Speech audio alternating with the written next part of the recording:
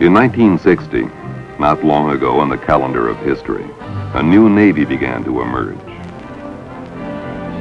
The ships of this new Navy would be atomic-powered.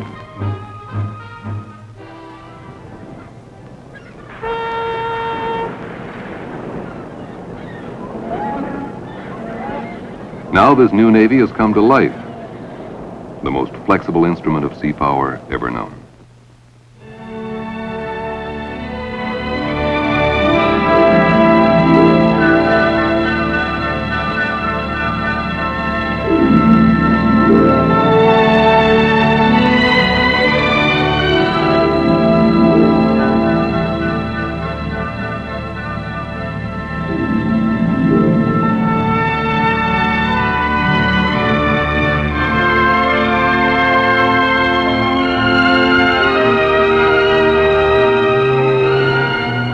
USS Enterprise, CVAN65. She's really something to see.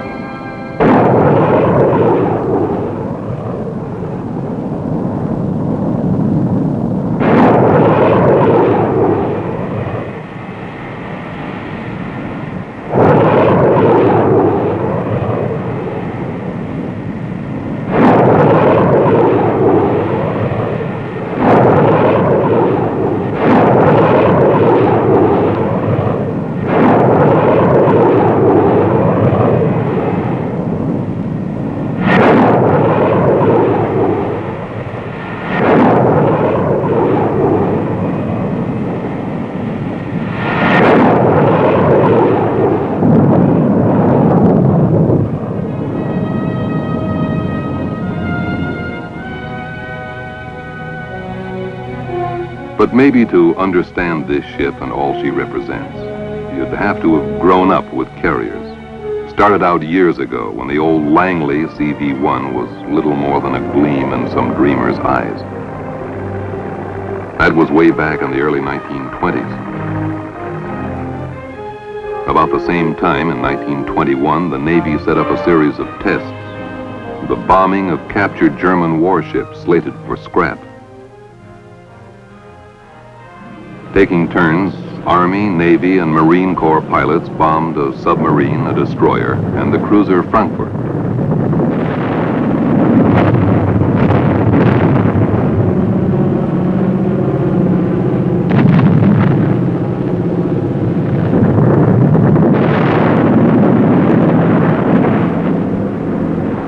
Anchored and defenseless, they were easily hit, and all three sank.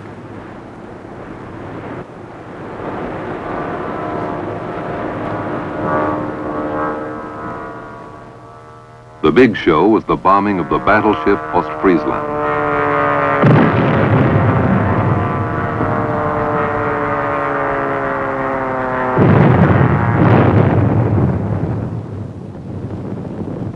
After a second low-altitude attack with 7 2,000-pound bombs, Ostfriesland went down. And Army General Billy Mitchell, who led this attack, almost convinced America that surface ships were obsolete. We didn't agree. It wasn't a question of whether planes could sink an anchored and undefended vessel. They've done that. But what struck us was the promise and the idea of using planes to defend these ships and extend sea power. Rear Admiral William Moffett believed wholeheartedly in the idea. Moffett took the Navy's case to President Coolidge. He named a number of prominent civilians, the Morrow Board, headed by Dwight Morrow, to determine basic aviation policy for all our military services. So, in this somewhat skeptical atmosphere, the USS Langley CV1 emerged. She was an experiment at first, a flight deck built on an obsolete collier's hull, an airport sent out to sea. Lieutenant Commander Chevalier made the first landing on the Langley deck in 1922.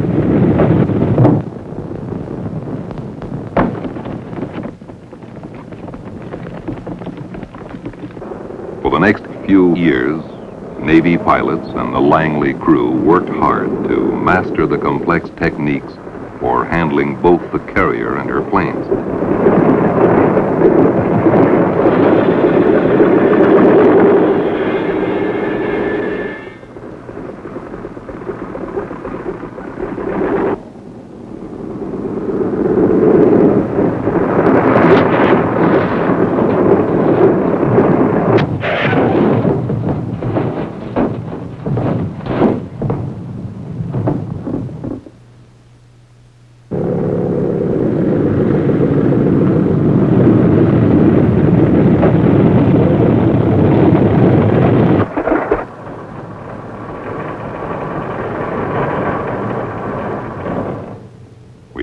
Hard way, but we learned to land on her deck.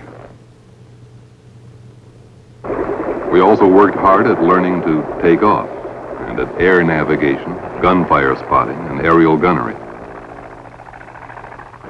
The early 1920s also saw the development of catapults, arresting gear, a faster elevator to clear the flight deck, safe fuel handling techniques, a landing light system, and all the other hardware needed to launch and land, to refuel and maintain aircraft at sea.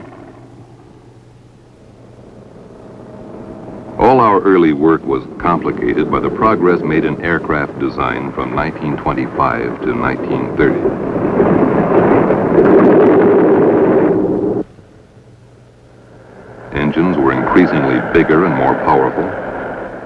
Planes got heavier and yet flew higher, farther, faster almost every day.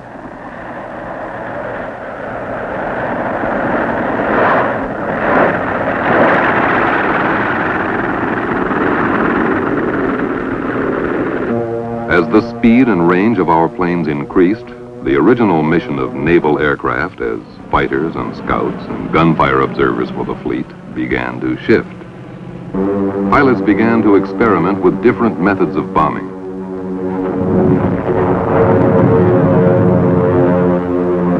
We dropped everything, even delicate submarine torpedoes, in a continuing search for new methods of attack and defense.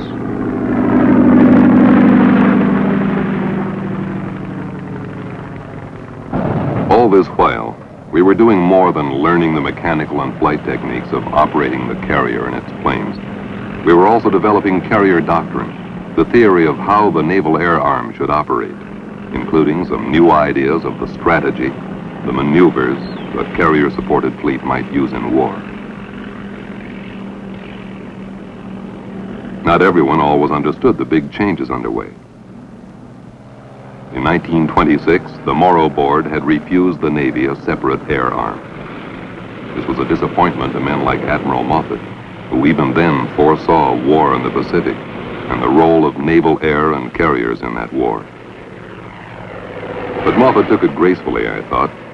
Hell, he said, we won't secede from the Navy over this. We'll take it over. So what we'd learned on the Langley was applied to two new carriers that joined the fleet in 1928.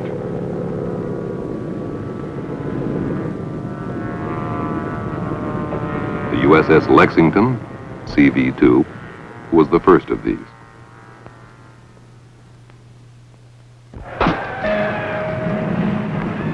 Then came the Saratoga, CV3.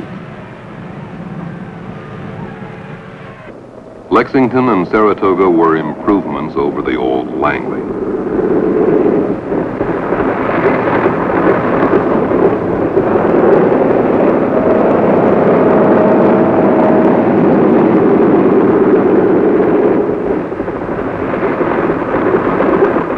But as carriers, both were compromises. The best we could do with converted cruiser hulls whose flight decks had to take increasingly faster and heavier planes.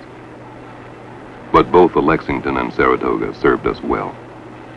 It was on their flight decks, in their shops and hangars, in their wardrooms too, that we worked out the operational techniques that made our naval air arm the best in the world. With Lexington and Saratoga, we also proved the basis of our whole carrier doctrine much earlier than you might think. Admiral Joseph Mason Reeves was one of the first to advocate independent carrier strikes, apart from carrier operations supporting the battleship line. Reeves was one of the first to prove the effectiveness of a carrier-centered task force. Fleet Problem 10 was held early in 1929 to test naval and shore defenses of the Panama Canal against a conventional battleship attack. Reeves left his safe position behind the line of battleships approaching the western canal locks from the north. He brought Saratoga through a wide sweep south of the canal zone. Then he turned back north to approach his target along an unexpected course.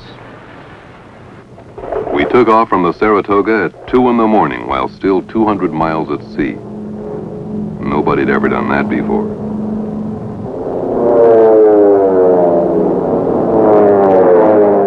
We hit the canal locks at dawn with a beautiful high-altitude crisscross dive bombing attack.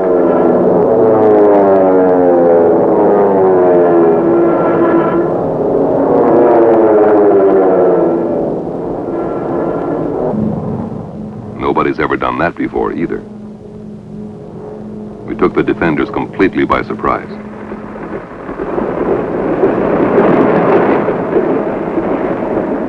Joe Reeves was delighted. So were we.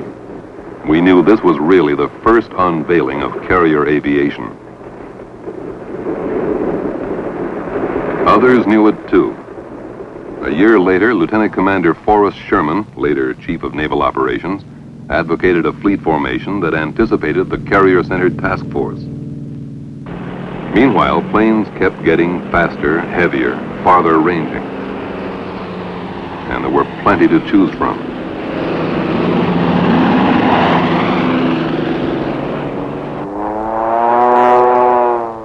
In the early 1930s, Navy test pilots found themselves flying one new model after another. Some were dogs, but others, like the F-4B, became workhorses for the fleet.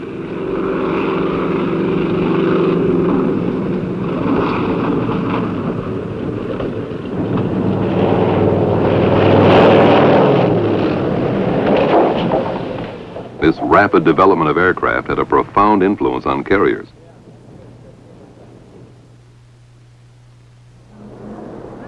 The USS Ranger, CV4, was the first carrier built from the keel up as a carrier.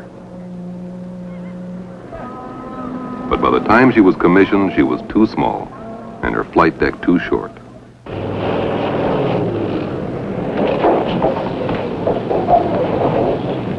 Her arresting gear was unable to handle the faster and heavier planes still coming along.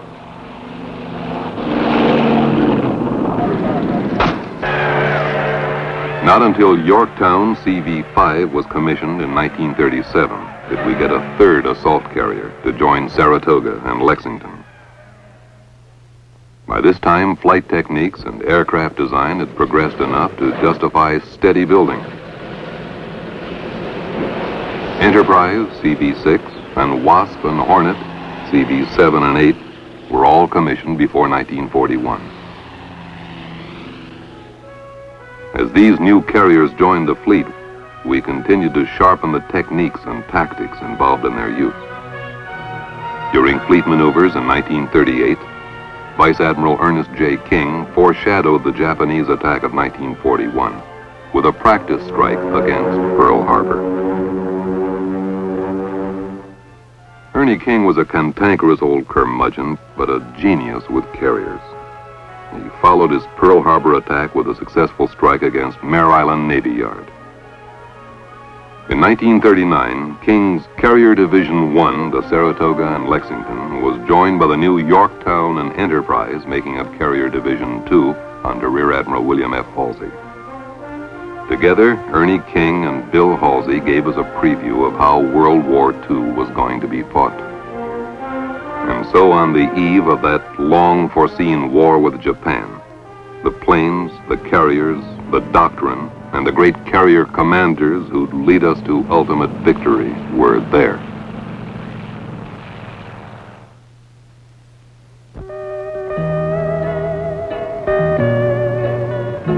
Fortunately, none of our carriers was at Pearl Harbor on December 7, 1941.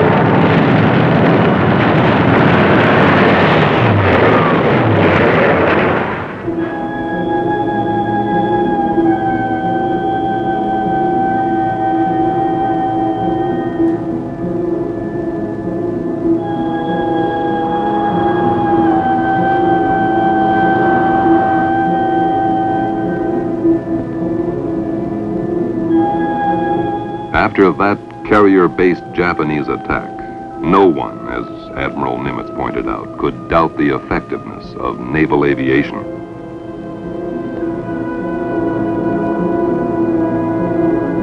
When Enterprise and Yorktown came back to Pearl from raids in the Pacific early in 1942, the carrier's significance was fully understood. We on the Yorktown followed Halsey in. There was the pick and flower of our Navy in shambles. And yet as we passed this wreckage, cheer after cheer went up from the men who had taken the Japanese attack. Because they knew it would be men like themselves, led by men like Halsey, and the carriers and their planes, who were going to win this war. The great carrier-led assault began almost at once. It was first dramatized by the Halsey Doolittle raid on Tokyo from the Hornet in April 1942. Their target was hundreds of miles away when these B-25s took off in weather that wanted to wreck the world.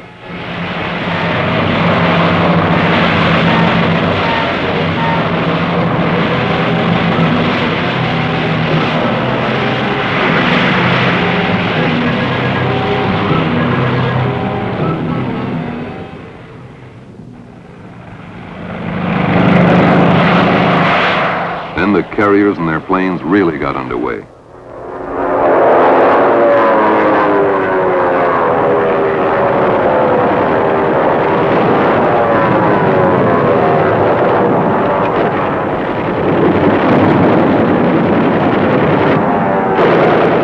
Now we really hit the Japanese Navy in the Coral Sea in May 1942, at Midway in the following June.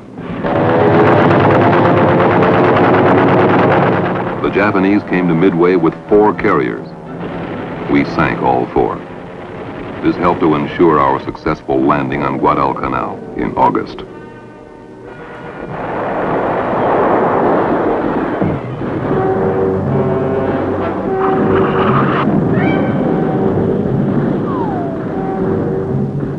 It was never easy. When the war began, the Japanese Zero fighter was the best naval airplane in the world. With 3 times the rate of climb we had, Japanese pilots could outrun us or catch us when we tried to run. They could turn inside of anything that flew. We had to get back on equal terms with the enemy. And we did. We developed tactics like the thatch weave, relying on teamwork between our pilots to trap and evade the enemy and to shoot him down.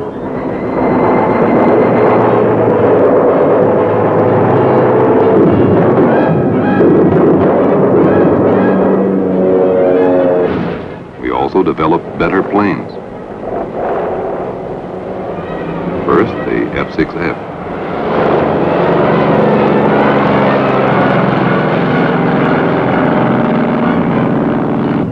Later, there was the F-4U.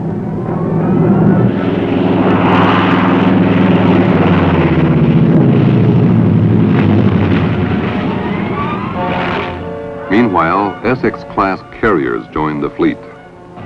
Now, under Ernie King as Chief of Naval Operations, with Nimitz, Halsey, Mitcher, and Spruance, we swept across the Pacific from victory to victory at sea and in amphibious invasions ashore.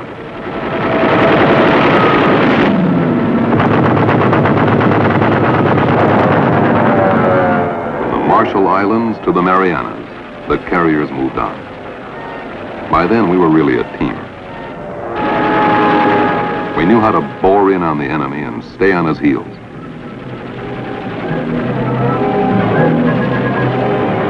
In this great drive across the Central Pacific, the carrier and her planes came into their own. The Battle of the Philippine Sea in June 1944 brought out the Japanese fleet and cost them 3 more carriers and most of their remaining planes.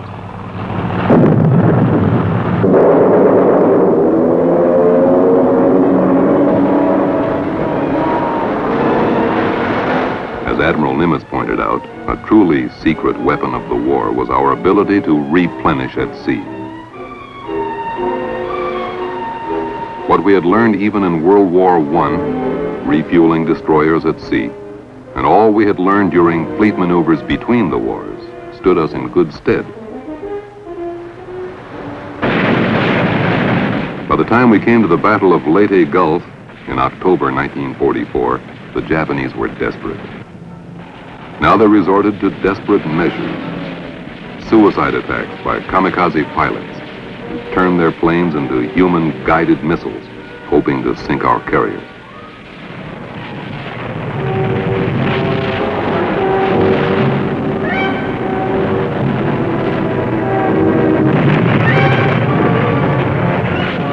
Most of the kamikaze pilots were shot down.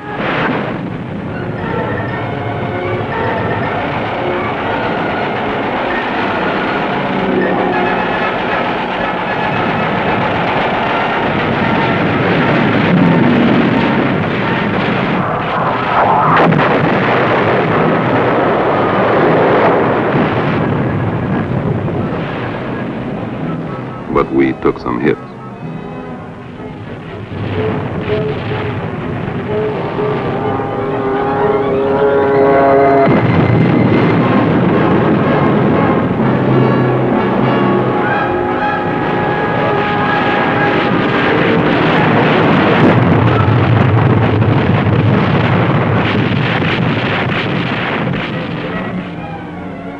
After Okinawa and Iwo Jima, the war was all but over.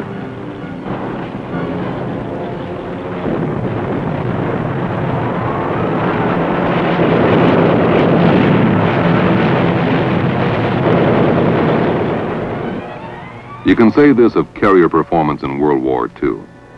Carrier strike forces, Japanese or American, always defeated land-based forces. The issue was in doubt only when there were carriers on both sides of the battle.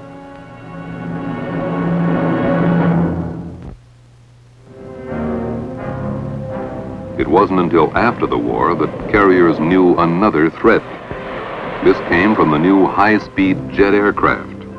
Their speed and weight and the added load of the original heavy atom bomb first seemed to indicate that any jets meeting other operational requirements might be too heavy and too fast for carrier landings.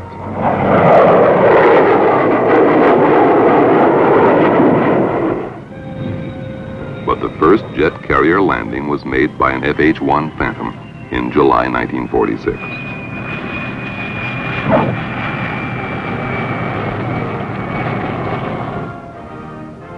The first jet squadron qualified on the Saipan in May 1948.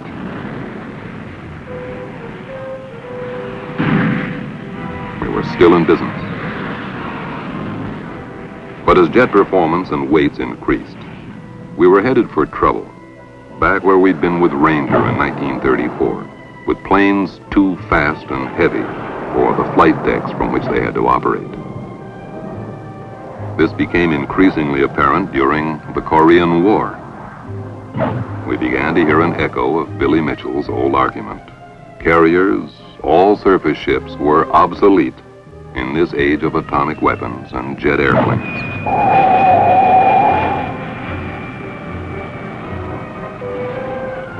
Yet, even before the Korean War was over, we were well on the way to solving the problems we faced. Flight decks were strengthened to take the heavier weight of landing jets. In February 1952, we were taking a second look at the old catapult for launching these heavy planes. In June 1954, the first steam catapult went into operation on the Hancock, kicking off over 250 aircraft of many types. Meanwhile, in 1952, we began looking into the idea of an angled deck on which high-speed jets could land without danger. The first angled deck was installed on the Antietam.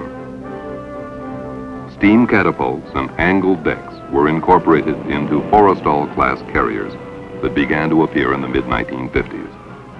From their 720-foot decks, we could now launch jets carrying atomic bombs and oncoming long-range fighters like the Mach 2 F-4H. By 1955, we were working out a better landing system for these faster planes. A mirrored landing system was installed on the Bennington.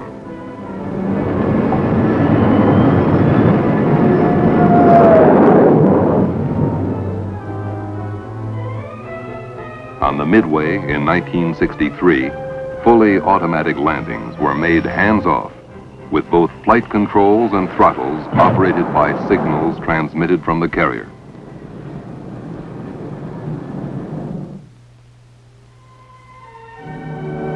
And so the carrier survived, evolving into an even more effective ship than those whose names are legendary: Langley, Saratoga, Lexington, Yorktown, the earlier Enterprise of World War II. This is the new Enterprise. She's something to see, all right. A complex instrument of war or peace, just barely dreamed of 50 years ago.